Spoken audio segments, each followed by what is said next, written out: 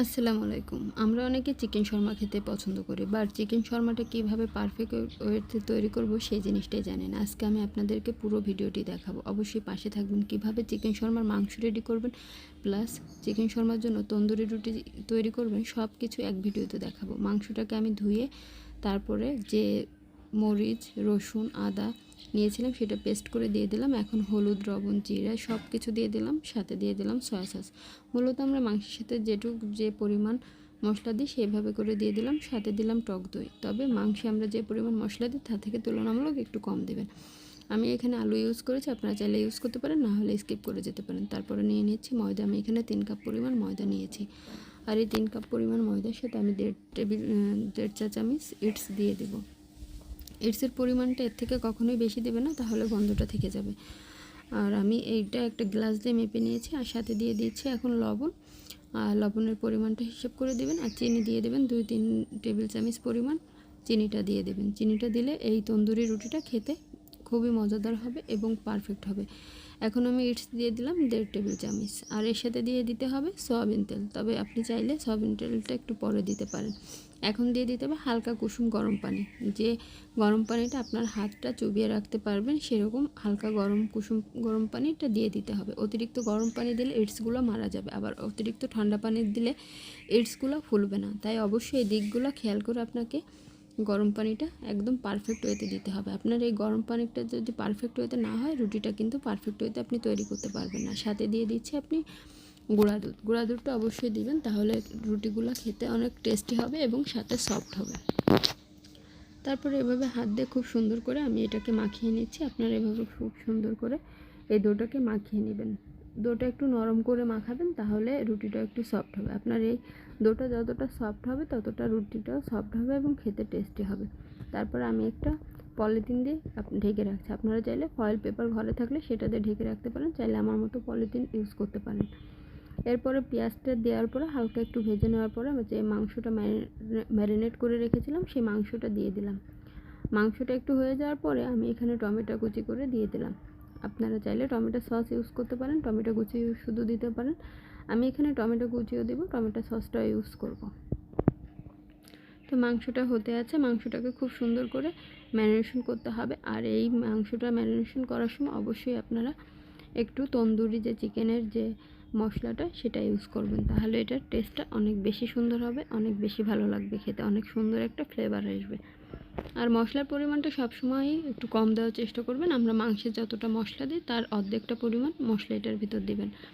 আপনারা চাইলে আদা রসুন বাটা স্কিপও করে যেতে পারেন, তবে আদা রসুন বাটা দিলে আমার কাছে মনে হয় খেতে বেশি ভালো লাগে, যার কারণে আমি সবসময় আদা রসুন বাটাটা এখানে দিয়ে থাকি। এবার মাংসটা হওয়ার জন্য ওয়েট করতে হবে। যখন দেখবেন যে হালকা হালকা তেল ফুটছে তখনই বুঝতে হবে যে আপনার মাংসটা হয়ে যাচ্ছে। আমি আজকে এটা দিয়ে আপনারা চাইলে চিকেন শর্মা করতে পারেন বা চিকেন চাপও করতে পারেন। তো আমি আজকে চিকেন শর্মার জন্য পুরোটা রেডি করলো, আজকে আমি এটা দিয়ে কিন্তু চিকেন চাপ তৈরি করব।